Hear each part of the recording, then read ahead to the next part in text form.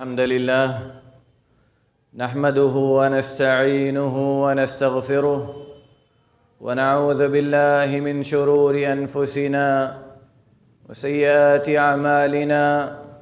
من يهده الله فلا مضل له ومن يضلل فلا هادي له، وأشهد أن لا إله إلا الله وحده لا شريك له، وأشهد أن محمدًا عبده ورسوله أرسله بالحق بشيرا ونذيرا بين يديه الساعة.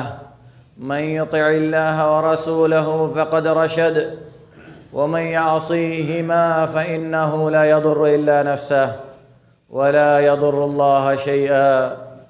أما بعد، فإن أصدق الحديث كتاب الله، وخير الهدي هدي محمد صلى الله عليه وسلم، وشر الأمور محدثاتها، وكل محدثة بدعة، وكل بدعة ضلالة، وكل ضلالة في النار.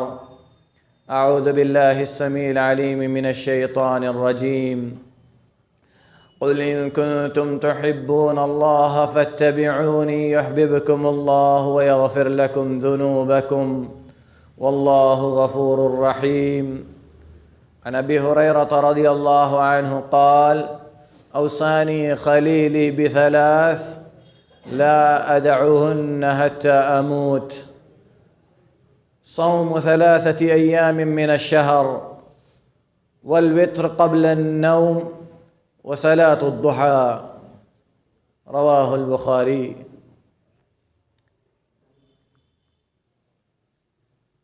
محترم بزرگوں، دینی ملی ساتھیوں، اسلامی ماں اور بہنوں، اللہ رب العالمین نے ہمیں ایک ایسی شریعت، ایک ایسا دین، ایک ایسے قواعد و ضوابط عطا کیے جو انسانی زندگی کو صحیح طریقے پر گزارنے کے لیے اور صحیح راستے پر اس کو باقی رکھنے کے لیے نہایت ضروری اور اہم ہے. اسی لیے اللہ رب العالمین نے ہمیں قرآن کے ذریعے اور نبی کریم صلی اللہ علیہ وسلم کی احادیث کے ذریعے وہ ساری ہدایات، وہ سارے فرامین و فرمودات عطا کر دیے جن کے ذریعے سے ہماری زندگی ایک کامیاب زندگی بن سکتی ہے. اب ضرورت اس بات کی ہے کہ ہم ان کو اپنی زندگی میں نافذ کریں، اور جو انسان ان ہدایات کو جس قدر اپنی زندگی میں نافذ کرے گا، اس کی زندگی اسی قدر کامیاب اور کامران رہے گی. اور جس قدر جو انسان اس دین سے، اس شریعت سے دور رہے گا، اسی قدر اس کو دنیا و آخرت میں ناکامی و نامرادی بھی حاصل ہوگی. لیکن ایک اور بات جس کی طرف اللہ کے نبی صلی اللہ علیہ وسلم نے اشارہ کیا ہے، اللہ رب العالمین نے بھی بہت صاف لفظوں میں اشارہ کیا ہے کہ جو انسان اپنے دین پر چلنے میں جس قدر مضبوط ہوگا، اس کی آزمائش بھی اتنی سخت ہوگی. جو انسان دین کا داعی ہوگا، دین کو پہنچانے کا کام کرے گا، دین کی نشر و اشاعت کا کام کرے گا، رب العالمین اس کو پسند کرتا ہے. اور جس کو رب العالمین پسند کرتا ہے اس کو آزماتا ہے. جس سے رب العالمین محبت کرتا ہے اس کو پریشانیوں میں ڈالتا ہے، تاکہ یہ دیکھ سکے دنیا کہ یہ سچا ہے یا جھوٹا۔ اللہ رب العالمین کو اسے پریشانی میں ڈال کر نہ تو کوئی فائدہ ہے نہ نقصان ہے، لیکن اللہ رب العالمین اس کے سچے اور جھوٹے ہونے کا ثبوت دنیا کو دکھاتا ہے کہ وہ کس قدر سچا ہے اور کس قدر جھوٹا ہے۔ کیونکہ جو انسان مصیبتوں کے وقت اور آزمائشوں کی گھڑی میں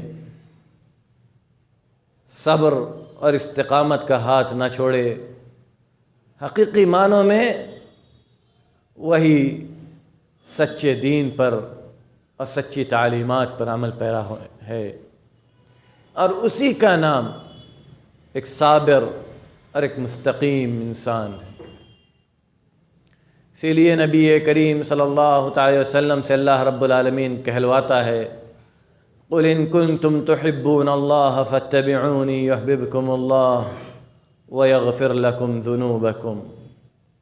اے نبی محمد صلی اللہ تعالی وسلم آپ کہہ دیجئے، ان کنتم تحبون اللہ، اگر تم اللہ سے محبت کرتے ہو، فاتبعونی، تو میری اتباع کرو، یحببکم اللہ، اللہ تم سے محبت کرے گا، ویغفر لکم ذنوبکم، اور تمہارے گناہوں کو بھی بخش دے گا، واللہ غفور الرحیم، اور اللہ رب العالمین معاف کرنے والا اور رحم کرنے والا ہے، رحیم ہے، غفور ہے اور رحیم ہے۔ مسلمانوں، یہ آیت ایک بہت بڑا درس ہے کہ ہمیں اپنی زندگی کو اگر صحیح معنوں میں سکون و اطمینان کے ساتھ گزارنا ہے تو ہمیں اپنے نبی کی اتباع کرنی ہے، اپنے نبی کے بتائے ہوئے راستے پر چلنا ہے، اپنے نبی کے متعین کیے ہوئے نہج کو اپنانا ہے، جس نہج کی نشر و اشاعت صحابہ نے اپنے خون سے کی ہے، اس نہج کو ہمیں بھی اسی نہج پر اپنانا ہے جس نہج پر صحابہ نے ہم تک پہنچایا ہے۔ اور اگر یہ دنیا ہم سے ہمارے خون کا مطالبہ کرتی ہے اس نہج کو فروغ اور نشر و اشاعت کے لیے، تو ہمیں بھی پیچھے نہیں ہٹنا ہے۔ ہمیں بھی یہ سوال نہیں کرنا ہے آیا یہ فرض ہے یا نفل ہے یا سنت ہے، ہمیں بھی یہ پوچھنے کی اجازت نہیں ہے کہ یہ حرام ہے یا مکروہ ہے۔ یہ بحثیں علماء کے لیے اور باحثین کے لیے چھوڑ دیجئے مسلمان۔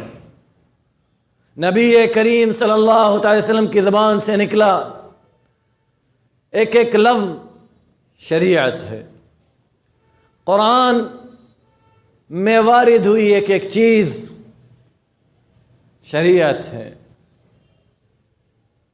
یہ سوال کہ یہ نفل ہے، یہ سنت ہے، یہ مباح ہے، یہ جائز ہے، یہ مندوب ہے، یہ مکروہ ہے، یہ حرام ہے، جہاں کرنے کا حکم ہے وہاں کرنا ہے، جہاں رکنے کا حکم ہے وہاں رک جانا ہے۔ یہ سوال کہ یہ سنت ہے یا واجب ہے یا فرض ہے، یہ علماء کے لیے چھوڑ دیجئے۔ یہ علماء تعین کریں کہ کیا واجب ہے اور کیا سنت ہے۔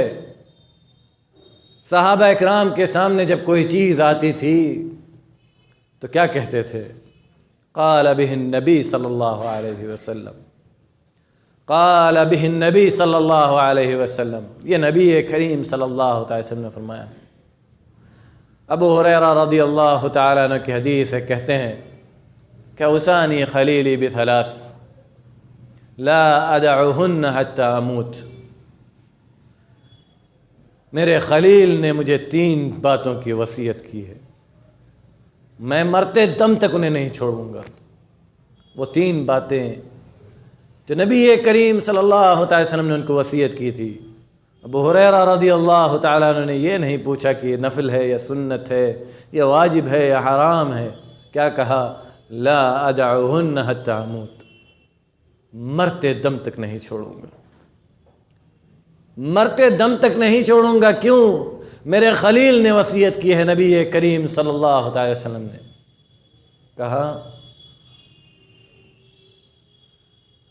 3 دن 13، 14، 15 چاند کی تاریخ، یعنی جو عربی مہینہ ہوتا ہے اس کے 3 دن 14 اور 15 کو 13، 14 اور 15 کو روزہ رکھنا۔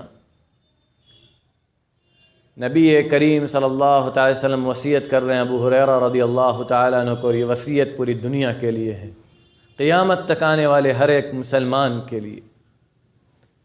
3 باتوں کی وصیت، چاند کی 13، 14 اور 15 کو روزہ رکھنا جسے ایام بیض کہتے ہیں، اور الوتر قبل النوم، سونے سے پہلے وتر کی نماز پڑھنا۔ ہم جب بحث کریں گے تو کہیں گے ساری چیزیں نفل اور سنت ہے، لیکن ابو ہریرہ رضی اللہ تعالی عنہ نے کیا کہا؟ لا ادعہن حتی اموت، مرتے دم تک ان کو نہیں چھوڑوں گا۔ کیونکہ وصیت کرنے والا کون ہے؟ نبی کریم صلی اللہ تعالی وسلم۔ وصیت کس کو کر رہے ہیں؟ اس انسان کو وصیت کر رہے ہیں جس کے بارے میں محدثین نے لکھا ہے کہ صحابہ کرام میں سب سے بڑا صاحب حدیث ابو ہریرہ رضی اللہ تعالی عنہ۔ کہتے ہیں نبی کریم صلی اللہ تعالی وسلم نے مجھے 3 چیزوں کی وصیت کی۔ پہلی چیز 13 اور 14 اور 15 چاند کی تاریخ میں روزہ رکھنا۔ دوسری بات سونے سے پہلے وتر کی نماز پڑھنا۔ تیسری چیز ضحیٰ، اشراق یا چاشت کی نماز پڑھنا۔ کہا یہ 3 چیزوں کی وصیت مجھے میرے خلیل نے کی ہے اور میں ان کو مرتے دم تک نہیں چھوڑوں گا۔ ہمارے سامنے جب کوئی بات آتی ہے تو ہمارا پہلا سوال ہوتا ہے یہ سنت ہے یا واجب، فرض ہے یا رکن، نفل ہے یا کیا ہے، مباح ہے یا جائز۔ اور اگر رکنے کا حکم آتا ہے تو ہم پوچھتے ہیں حرام ہے یا مکروہ۔ مسلمانوں، یہ ہمارا کام نہیں ہے، ہمارا کام ہے اتباع رسول۔ رسول نے حکم دیا کرنے کا، ہمارا کام ہے کرنا۔ رسول نے روک دیا کرنے سے، ہمارا کام ہے رک جانا۔ ابو بکر صدیق رضی اللہ تعالی عنہ کہتے ہیں لست تارکا شیئا کان رسول اللہ صلی اللہ علیہ وسلم یعمل به الا عملت به۔ کہتے ہیں ابو بکر صدیق رضی اللہ تعالی عنہ کہ میں وہ ان کاموں میں سے کسی کام کو جو رسول اللہ صلی اللہ تعالی وسلم کرتے تھے میں نہیں چھوڑوں گا۔ کیوں کہہ رہے ہیں ابو بکر صدیق کہ نبی کریم صلی اللہ تعالی وسلم جو کام کرتے تھے، جن چیزوں پر عمل کرتے تھے اور جن سے رکے تھے آپ صلی اللہ تعالی وسلم، جن سے رک گئے تھے میں وہ کروں گا نہیں، اور جن کو کرتے تھے میں ان کو کرنے کو چھوڑوں گا نہیں۔ کیونکہ مجھے یہ ڈر ہے کہ اگر میں نے نبی کریم صلی اللہ تعالی وسلم کی باتوں میں سے کسی بات کو چھوڑ دیا، آپ کے اوامر میں سے کسی کو ترک کر دیا، آپ نے جو حکم دیا کرنے کا میں نے نہیں کیا، اور جن سے رکنے کا حکم دیا میں اس سے نہیں رکا، تو مجھے یہ خوف ہے، مجھے یہ ڈر ہے کہ کہیں رب العالمین مجھے ہلاک و برباد نہ کر دے، کہیں مجھے رب العالمین بہکا نہ دے، راہ راست سے بھٹکا نہ دے، کہیں مجھے اس راستے پر نہ لگا دے جو شیطان کا راستہ ہے۔ ابن بطہ رحمۃ اللہ علیہ کہتے ہیں ھذا یا اخوانی الصدیق الاکبر یتخوف علی نفسہ من الزیغ۔ کہتے ہیں میرے دوستوں، بھائیوں، یہ صدیق اکبر ہیں جن کے ایمان کی شہادت نبی کریم صلی اللہ تعالی وسلم نے دی ہے، جن کے جنت میں جانے کی بشارت موجود ہے، جن کی بشارت اس بات کی موجود ہے کہ نبی کریم صلی اللہ تعالی وسلم نے کہا ہے کہ میں ان کے میں نے دنیا کے ہر اس انسان کا حق ادا کر دیا جس نے میرے اوپر احسان کیا تھا سوائے ابو بکر صدیق کے، اس کا حق ان کا رب ادا کرے گا۔ ابو بکر صدیق کے بارے میں نبی کریم صلی اللہ علیہ وسلم نے یہ فیصلہ کر دیا کہ میرے بعد جس کی اتباع کرنی ہے وہ ابو بکر صدیق ہے۔ ابو بکر صدیق کے اپنے آپ کے بارے میں کہتے ہیں مجھے ڈر ہے کہ کہیں رب العالمین مجھے راہ راست سے بھٹکا نہ دے۔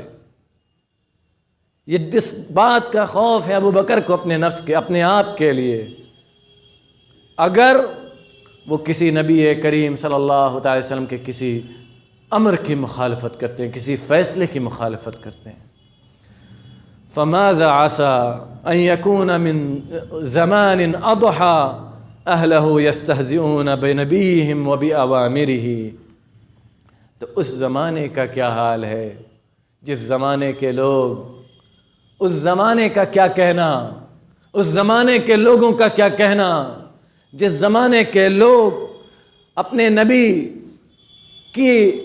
کا مذاق اڑاتے ہیں اور اس کی سنتوں کا مذاق اڑاتے ہیں اور کہتے ہیں یہ سنت ہے، یہ واجب نہیں ہے، یہ سنت ہے، اس کو چھوڑنے میں کوئی حرج نہیں ہے۔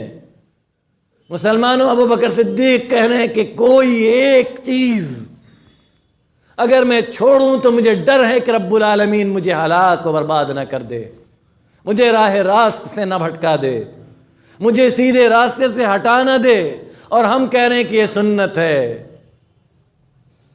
اور کہتے ہیں کہ آج ہمارا کیا معاملہ ہے، ابن بطہ رحمۃ اللہ علیہ، ہم سنت کی مخالفت پر فخر کرتے ہیں کہ میں نے فلاں دن سنت نہیں پڑھی، میں نے فلاں دن وتر نہیں پڑھی، میں نے چاشت کی نماز آج تک نہیں پڑھی، مجھے کوئی تکلیف نہیں ہے۔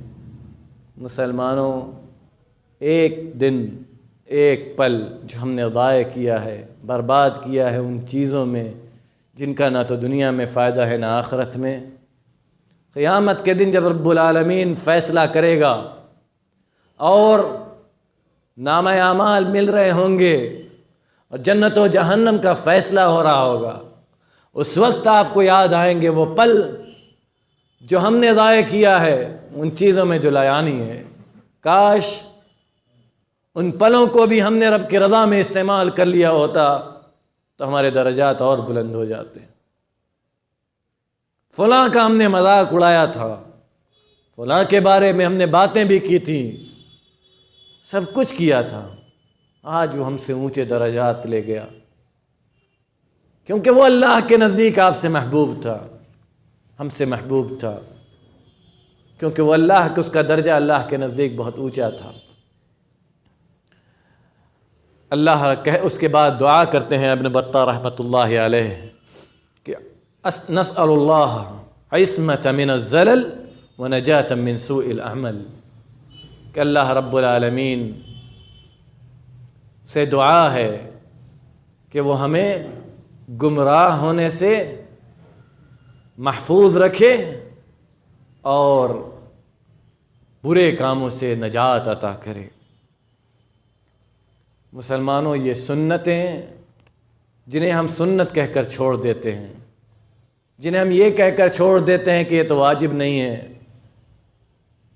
یاد رکھو مسلمانوں، سنتوں کی فضیلتیں وہی انسان جان سکتا ہے جو اس دنیا سے چلا گیا، اب وہ آپس آ کر ہمیں بتلا نہیں سکتا۔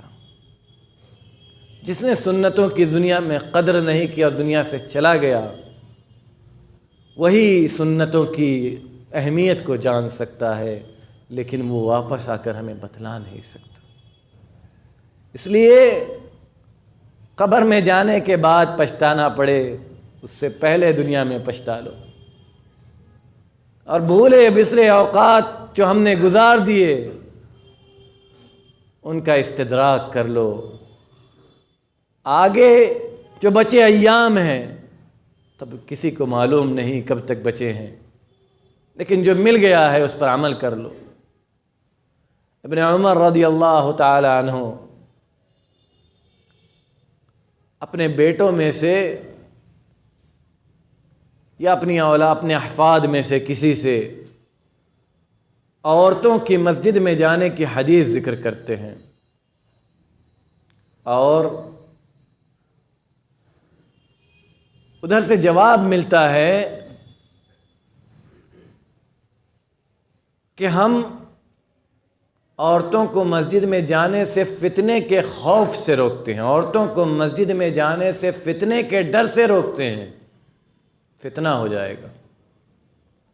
ابن عمر عبداللہ بن عمر رضی اللہ تعالیٰ عنہ کہتے ہیں کہ میں تم سے حدیث رسول بیان کر رہا ہوں کہ لا تمنعوا اماء اللہ یعنی المساجد، اللہ کی باندیوں کو مسجد جانے سے نہ روکو، اور تم کہتے ہو مجھے فتنے کا خوف ہے، میں زندگی بھر تم سے بات نہیں کروں گا۔ اور پھر واقعی انہوں نے اپنے اس لڑکے یا پوتے سے زندگی بھر بات نہیں کی۔ ابن عباس رضی اللہ تعالیٰ عنہ سے ایک مرتبہ ابو ہریرہ رضی اللہ تعالیٰ عنہ نے وضو کرنے کی حدیث بیان کی، اور پانی نہ ملنے پر تیمم کا حکم نبی کریم صلی اللہ تعالی وسلم اور اللہ رب العالمین کی طرف سے سنایا۔ تو ابن عباس رضی اللہ تعالیٰ عنہ نے کچھ سوال کیا، تو ابو ہریرہ رضی اللہ تعالیٰ عنہ کہتے ہیں یا ابن اخی اذا سمعت حدیثا عن رسول اللہ صلی اللہ علیہ وسلم فلا تضرب له مثلا۔ یا ابن اخی، اے میرے بھائی کے بیٹے یعنی عباس کے بیٹے عبداللہ، اذا سمعت حدیثا عن رسول اللہ صلی اللہ علیہ وسلم، جب رسول اللہ صلی اللہ علیہ وسلم کی کوئی حدیث سنو تو اس کے لیے مثالیں تلاش نہ کرو، اس کے لیے راستے تلاش نہ کرو، بہانے نہ بناؤ، صرف یہی حکم ہے، پانی ہے تو وضو کرو، پانی نہیں ہے تو تیمم کرو۔ حضرت عائشہ صدیقہ رضی اللہ تعالی عنہا سے ایک عورت پوچھتی ہے کہ ایام حیض جو عورتوں کو مہینے میں ایک ہفتے اللہ رب العالمین کی حکمت کی طرف سے آتا ہے، ان میں عورتوں کو نماز پڑھنے سے روکا گیا ہے اور روزہ رکھنے سے روکا گیا ہے۔ ایک عورت آتی ہے عائشہ صدیقہ رضی اللہ تعالی عنہا کے پاس اور کہتی ہے کہ اے ام المؤمنین، ہمیں ان چھوٹے ہوئے روزوں کی قضا کرنے کا تو حکم دیا گیا، لیکن ان ایام میں چھوٹی ہوئی نمازوں کو دہرانے کا حکم، اس کی قضا کا حکم نہیں دیا گیا، کیوں؟ تو عائشہ صدیقہ رضی اللہ تعالی عنہ نے یہ نہیں کہا کہ اس لیے یا اس لیے نہیں کہا، سیدھے کہا کہ کیا تو خارجی ہو گئی ہے، تو ان لوگوں میں سے ہو گئی ہے جو دین سے نکل گئے، تو ان لوگوں میں سے ہو گئی ہے جو دین میں اپنی عقل لگاتے ہیں، تو خارج ہے۔ یہ کیوں مسلمانوں؟ اس لیے کہ سنت کے بعد، شریعت کے بعد یہ سوال کرنے کا حق اللہ نے ہمیں نہیں دیا ہے کہ یہ سنت ہے یا فرض ہے نفل ہے۔ حکم ہوا اللہ کے نبی صلی اللہ علیہ وسلم سے کہ یہ کرو، ہمیں کرنا ہے، جس طرح کرنے کا حکم ہے اس طرح کرنا ہے، جتنا کرنے کا حکم ہے اتنا کرنا ہے، اور جہاں رکنے کا حکم ہے وہاں رک جانا ہے۔ یہ سوال نہیں کہ فلاں فرض ہے، واجب ہے، سنت ہے، نفل ہے، مباح ہے، جائز ہے، فلاں حرام ہے، مکروہ ہے۔ یہ بحثیں علماء کے لیے مسلمانوں، علماء کو بحث کرنے دو ان پر، علماء تعین کر لیں گے۔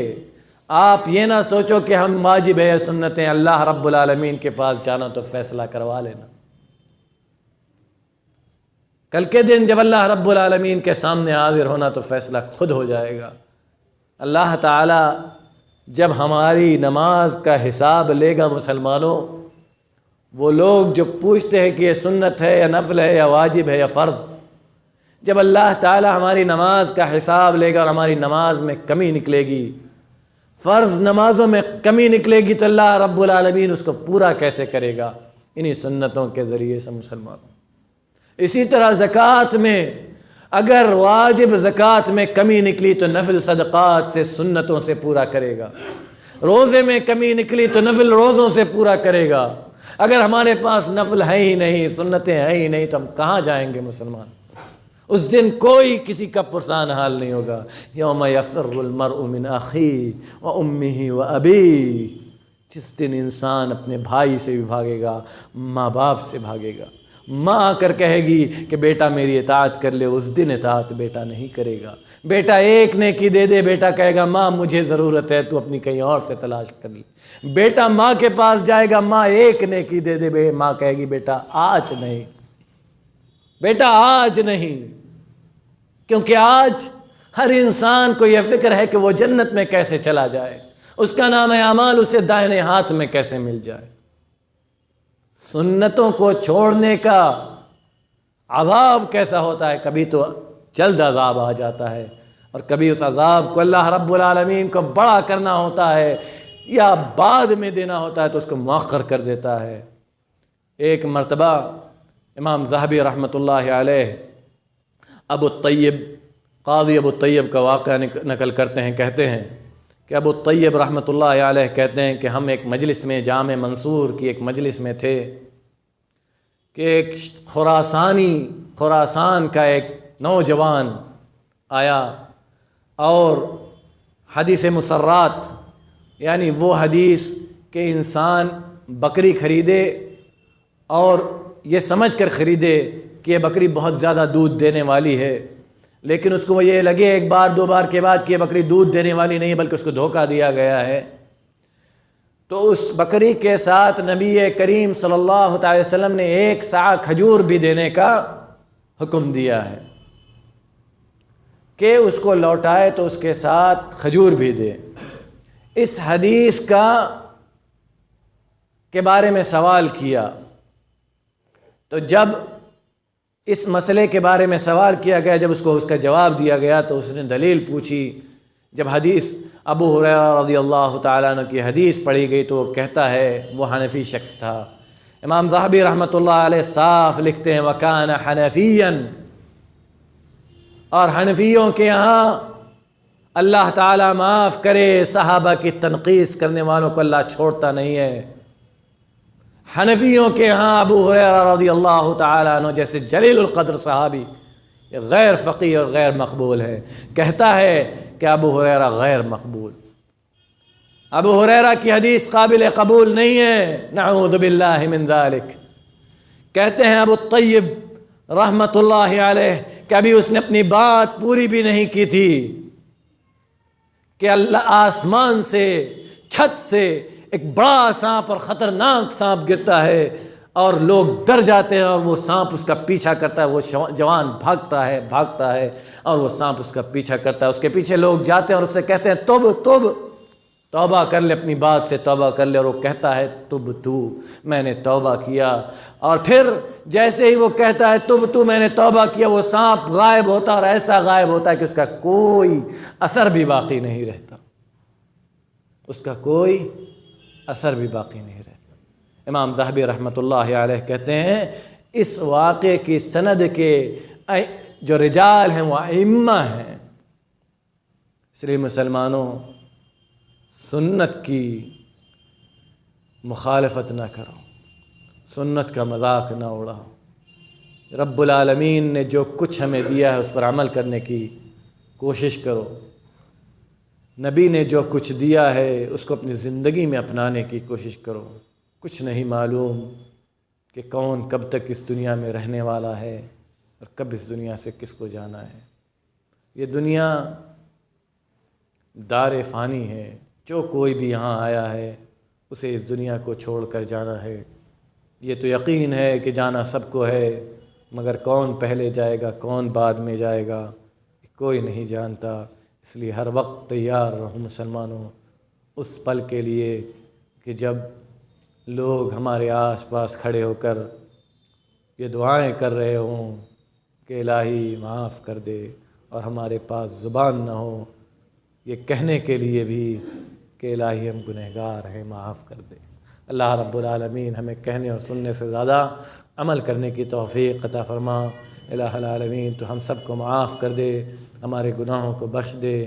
الہ العالمین تو ہم سب کو معاف کر دے، ہمارے دلوں کو آپس میں ملا دے۔ الہ العالمین تو متحد و متفق کر دے۔ الہ العالمین تو ہمارے والدین کو صحت و عافیت والی زندگی عطا فرما۔